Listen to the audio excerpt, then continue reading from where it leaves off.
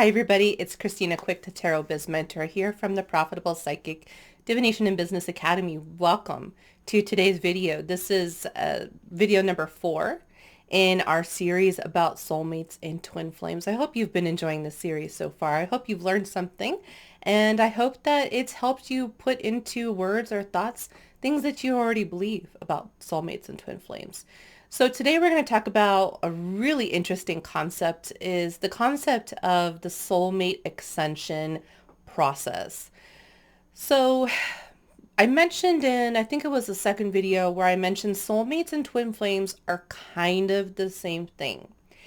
In a way, they are.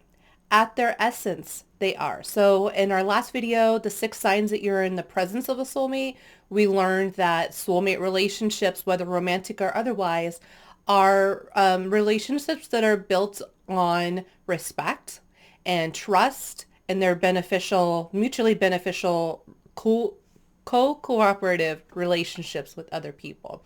They're relationships in which we share a similar vision, we share similar ethics, values, beliefs, right? These are what we really call vibration and frequency. I'm going to do a whole nother video on what vibration and frequency really are as it relates to soulmates and twin flames. And what I can give you the basics right now is that your vibration, the vibration of your beliefs, your ethics, your values, your morals, your vision for the future, what you want to accomplish in the future, right? These are the different vibrations that you have about different aspects of life.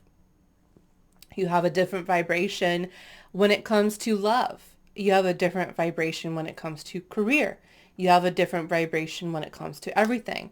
This collection of vibrations makes up your frequency. When we think of frequency, we think about tuning into a radio station, right?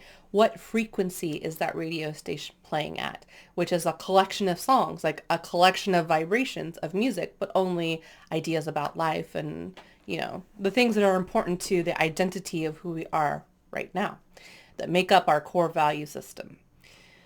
And so soulmates have this option. This is optional, especially when we're talking about becoming in an intimate relationship. I don't necessarily mean a sexual relationship, but I mean a relationship in which we are likely going to spend a considerable amount of time together within the same space. So a soulmate, if you were to move in with your best friend who is your soulmate, you have formed a partnership with that person. There is an agreement there, right? There's things that you have to, boundaries that you have to set. Now, the same is true when you decide to go into a soulmate relationship and take it to the next level, which is a twin flame relationship. So soulmates, all twin flames start out as soulmates. They're all soulmates. There is an optional upgrade. Thinking about, do you want to upgrade to first class when you fly or something like that? There's an optional upgrade to upgrade a relationship from a soulmate relationship to a twin flame relationship. And we do that through creating a twin flame contract. Now, I remember when my twin flame and I were just starting the courting process. In fact, we were friends, just friends, not even a romantic interest at all, just friends for, I want to say 3 years, maybe 4 years. At that point, we became really good friends, and we decided that maybe there was some romantic interest here. Is one of those classic stories where the best friends kind of, we've all seen those love sitcoms or those love stories where it's the best friends who are trying to figure out if they actually want to be in a relationship together or if they just want to be friends, what is going on with that. So that was that was the beginning of my twin flame relationship, was just as good friends. And then over time we became what I would call best friends. And we started spending a lot of time together and we started becoming inseparable.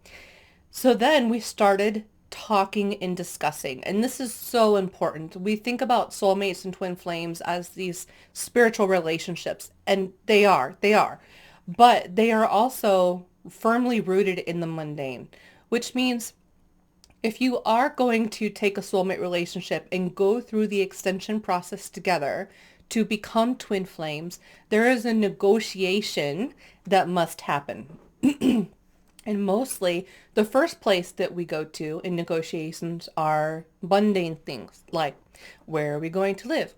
Are we going to live together? What are ideas about who pays for what? Um, are we going to be in a traditional relationship, or are we going to be in a non-traditional relationship? How do we want that to look like? For example, do we want a twin flame union that's based on monogamy, or is polyamory more for us? You know, ideas about career. What do you want your career to be? What is your long-term vision for that? So you start talking about basically what are your hopes, dreams, goals, ambitions for life. And if those hopes, dreams, goals, and ambitions can match up, or you can at least make a compromise in some areas with the person or persons that you want to become twin flames with, then you can start the extension process, okay? The extension process does take a lot of time, and it can take a lot of time, or you can move through it very quickly.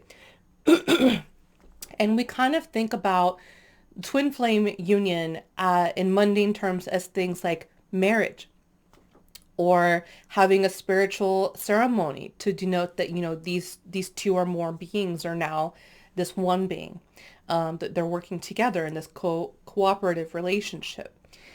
Now, whether, you know, you're in a twin flame relationship, and because we're talking about love and romance, I'm going to put this in a flavor of love and romance. You can be best friends with someone and you can be their twin flame. Totally, you can.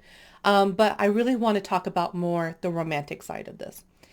So what you're going to realize is that whether you get married right away, or you go through this ceremony, or you don't, and that's not part of your value system, it's not part of both of your value system, there is this process of extension that takes about approximately 7 years. Okay. They call it in marriage the 7-year itch. It's where things either you're working together, you're flowing together, you're living up to these expectations that, you know, you have for one another, you're honoring and respecting one another's boundaries. The relationship is continuing to grow and blossom. That is the ideal. That is the ideal, that if you decide to become a twin flame with someone, that you both enter that agreement willingly and consciously and optionally. But that doesn't necessarily mean that that twin flame will, or that even you will continue to measure up to those ideals. We change very often. You are not the same person you were yesterday. We are not the same people we were last year. We sure as heck aren't the same people we were 10 years ago. The core essence of us is similar, but our ambitions change, our dreams change. And to remain within a twin flame relationship, those goals, ambitions, and everything like that, they need to be in a constant evolutionary process. These things they need to be talked about constantly. To reaffirm that you both are still on the same page. And I found for me, when I was in this process of negotiating, what I call negotiations, for example, when my husband decided that we both decided that we wanted to go to that next level, one of the very first things that we talked about was, what are your ideals about marriage? What are your ideals about monogamy? What are your ideals about fidelity? What are your ideals about finances? Do you want to be in a traditional relationship where the feminine energy kind of has more of a passive, takes care of the house, takes care of the bills and all that kind of stuff, as far as the accounting and stuff goes. And then, you know, the masculine counterpart goes out to work. So we're going to talk about, and I don't just mean as far as female and male. We all have what I call operations. They're an operation within us. They are a program within us that we are either predominantly masculine or we're predominantly feminine, and this can wax and wane at certain periods of our life. I present as a feminine person, but internally my energy is more masculine. Okay. It's a complicated thing. So I don't want anybody who doesn't identify with like traditional marriage and the female does this and the male does this. That's not really what I'm saying, but I'm going to talk about that in another video, and talk about that in more depth as far as like, what do I mean by divine masculine? What do I mean by divine feminine? What do I mean by divine counterparts? And how does gender and orientation kind of work into that? Because I don't think that's something that's talked about a lot. But anyways, when I was, in courtship or negotiations for this contract with my twin flame, we decided that living together was the best way to get to know each other on a really quick, really intimate, quick process. And so we basically were friends for about 3 or 4 years. And then we decided, okay, well, if we're going to do this, let's give it a shot, And so we moved in right away. And it worked out for me. Long term, I can say it worked out. There were several times in that period that I did not think it was going to work out. And usually that is around years 6 and 7 is usually when there's a catalyst that kind of comes along. Okay. I'm going to talk about that in another video too. What are the catalysts? Because what happens is you have two twin flames, potential twin flames, and you're making this contract together and you're saying, yes, this is what I want. No, this is what I don't want. Do you agree with this? Yes, no. Okay. If you do, great. Let's move in together. Let's fast track this relationship. So what you're going to find is that you can't be in a twin flame relationship without having these conversations. So I'm going to release another video too about like false twins and like what happens when twin flames go separate ways. So let's say around, a couple years in, you change as a person. Maybe you go through something, a catalyst, they call it. Your parent dies, or you have a child together, or something happens. There's this outside force, this tower experience that comes in. And a lot of the times it's a make it or break it for the relationship. It tests the resolve of the twin flame relationship. And it's a test to show, is this a real twin flame relationship or is this a false twin flame relationship? And that all really goes back to how honest are you with your desires and how honest are they? And how willing are they to work on their trauma and these patterns of self-sabotage and sabotage within the relationship. Because when the first, 6 or 7 years of a relationship, even though you are soulmates and even though a lot of the pretense is dropped, you're still an individual being dealing with trauma, going through your own personal healing journey while simultaneously taking on the responsibility of going through a healing journey with another person. It's very intense. It's almost like two stars kind of orbiting one another, right? A binary star system. The gravity is so intense, it just pulls you in, pulls you in, pulls you in. But if you find that in the center of that gravity, it is not stable, there's cheating going on or whatever these boundaries that you set forth in your negotiations when you were devising this contract, this twin flame contract, if those boundaries are broken, twin flames can then go separate ways. So you can be in a twin flame relationship, go through the extension process, decide halfway through it's not for you and that you want to leave the relationship. Vice versa, they could decide that they want to leave the relationship as well. So it's really important to understand that while the intentions of twin flames usually are to be for life, it doesn't always work out that way. That's not always how it works out, and that's not the happily ever after that some twin flames get. Okay. And so that is a risk that we take.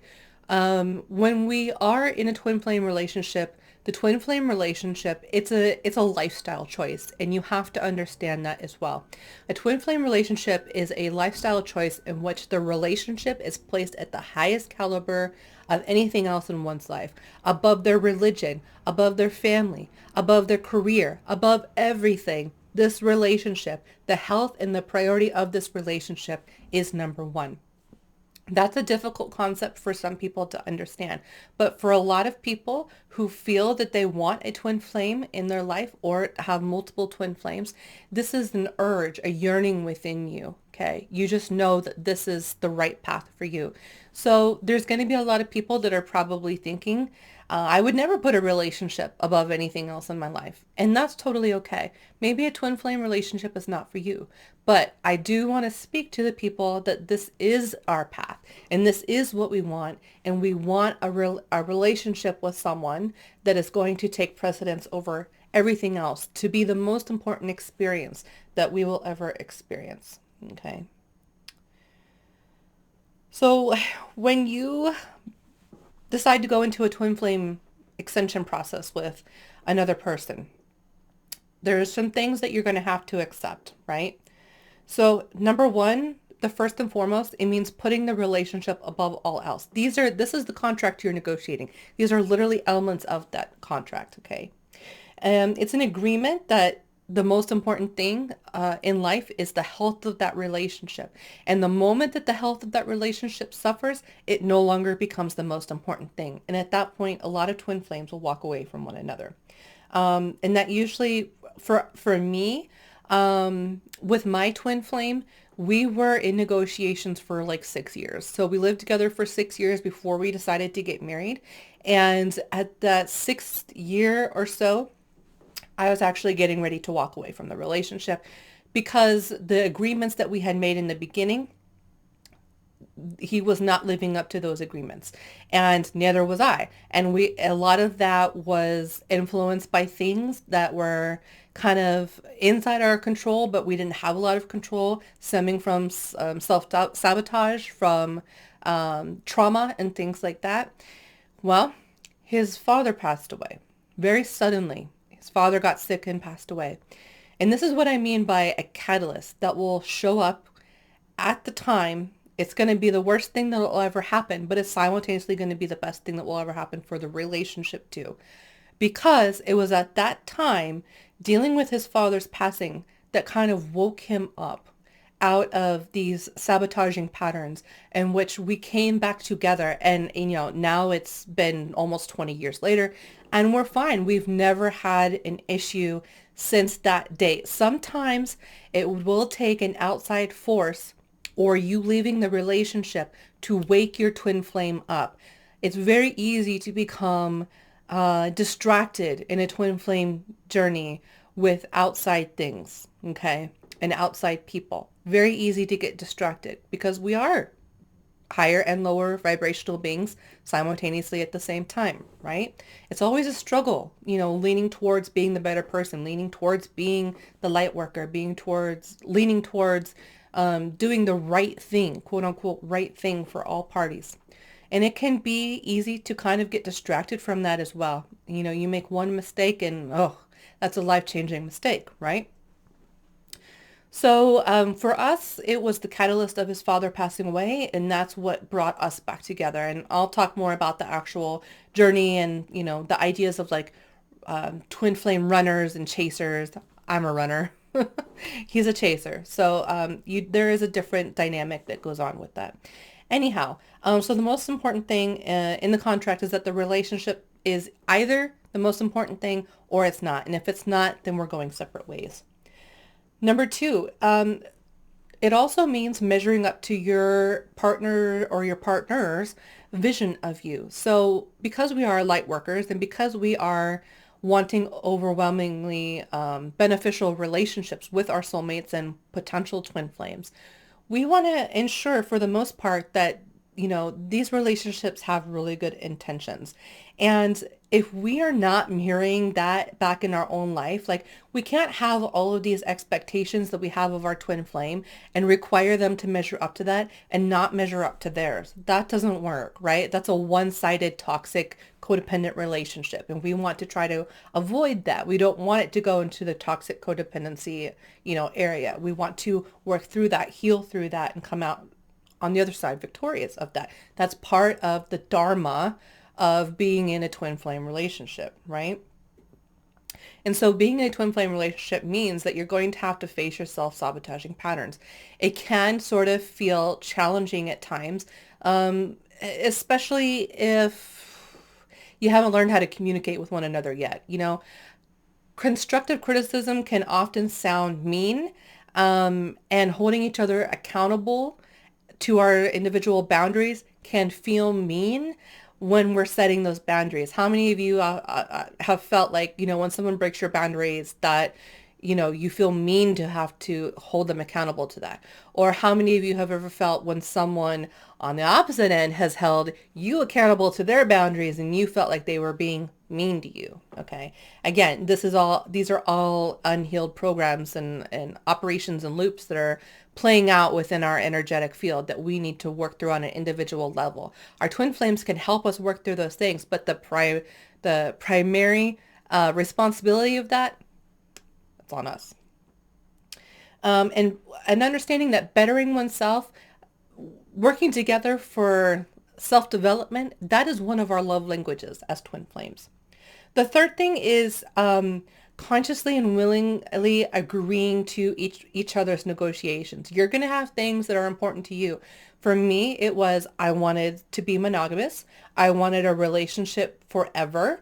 I wanted a relationship where we were always going to be best friends first, lovers second.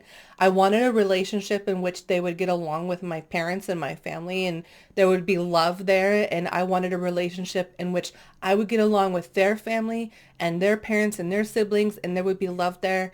These are some of the things. And I also wanted a relationship, the fifth thing, that I wanted a more traditional relationship in which the primary operations for me is to take care of the house, maybe have a part-time job. That's not how it ended up happening, but that was always the intention. It didn't work out that way. I ended up having to work full time. And then 2011 or so, I ended up starting my own business. So now I work part time. But the reason why I was able to do that is because I had a partner who held to that vision and understood that this was an important way for me to express my divine femininity and to express myself in this relationship was to live a lifestyle in that way. And he agreed to that. So whatever your conditions are, you need to be willing to agree to that, or they need to be willing to agree to yours, right? But the most important thing to know about the twin flame ascension process is that the twin flame title, the term twin flame, that is something that is given to someone as an honorary title. It's not what someone just is. It's something it's a lifestyle. It's a title that someone wakes up in the morning and they decide, I want to be this person's twin flame. How am I going to move us closer in this relationship? How am I going to make this relationship more beneficial? Okay. So, and the hardest part about this is that if someone wants to walk away from the relationship and no longer be your twin flame, you can be someone's twin flame without them being your twin flame, but that doesn't necessarily make you in a twin flame union. Okay, I'll say that again. You can be someone's twin flame. You can willingly will yourself and offer yourself and surrender yourself to be someone's twin flame. You can say, yes, I want to spend my life with you. I want you in my life. I am willing to agree to these terms that you want out of this relationship. They could walk away from that relationship and they are no longer your twin flame, even though you had a prior agreement. So these contracts can be broken. Free will. What can you do? Right? So if those contracts are broken, they are not your twin flame anymore. And that's on you to now go back through this dismantling of this process of, feeling that this person is your twin flame. Because if you hold on to that, it's just going to hurt you in the long run. And that's where we as psychics come into a lot of clients on the lines, the psychic hotlines, or just clients in general, that they were in a twin flame relationship and that twin flame left and now they're spiraling because of that abandonment wound. And to really be a good twin flame advisor, you need to understand trauma and how trauma plays out in relationships. And you need to understand things like the mother wound, the father wound, the abandonment wound, okay? All these things that go into relationships and create these identities that we have and these self-sabotaging patterns that we kind of go back to if and when a twin flame ever decides to walk away. Very heavy stuff. So I would love to know, what does being a twin flame mean to you? For me, twin flame is based on merit. It is not based on a title that I place on someone. It's not even based on a title someone claims for themselves. If they're not modeling that behavior that is talked about, that is negotiated upon, they could be a false twin. And so I will be talking about that in another video. What happens karmically, when a twin starts messing up in the relationship, these catalysts that going more into the catalysts that can kind of come up.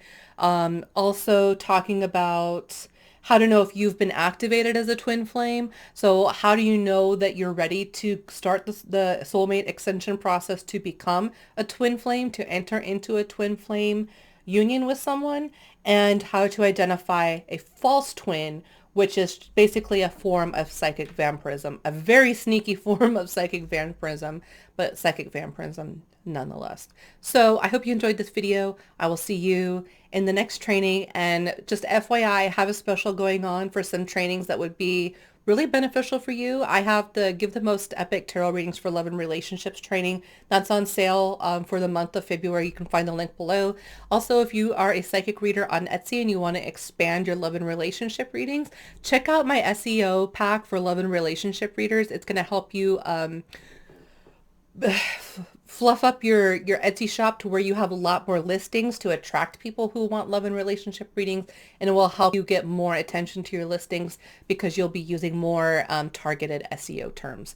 It also has like question-based readings, so if you're like not really sure what kind of readings to offer for love and relationships, that would also be a really beneficial SEO pack for you to pick up. So I will see you in the next video.